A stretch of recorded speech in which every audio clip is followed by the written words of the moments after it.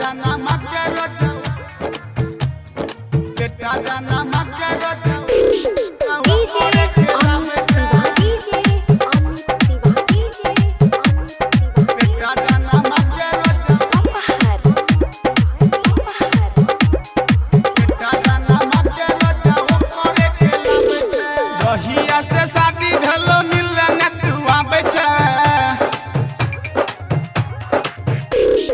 जहिया से शादी भेलो मिले न तू आबे छ बेटा जाना मके रोज हो करे खेलाबे छ यादो जी से रोज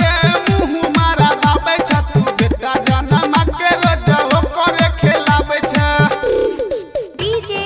अमित तिवारी हो करे खेलाबे छ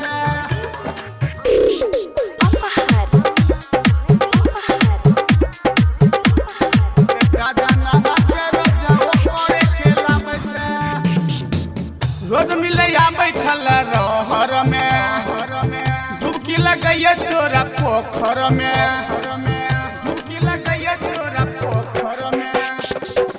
रोज मिले आबै छल रहर में डुबकी लगैया तोरा पोखर में जल तू भुलाई छौरी याद नहीं करे छै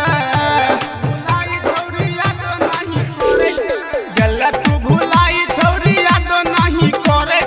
बेटा जाना मके रोज हो करे खेलाबे छ यादो जी से रोज मुंह मारा बाबे छ तू बेटा जाना मके रोज हो करे खेलाबे छ डीजे अमित तिवारी बेटा जाना मके रोज हो करे खेलाबे छ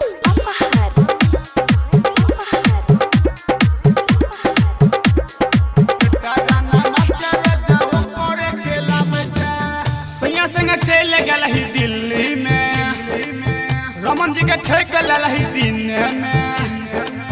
रमन जी के ठेक ललही दिन में सैया संग चल गल दिल्ली में रमन जी के ठेक ललही दिन में तू याद के छौरी फोन बन करे छै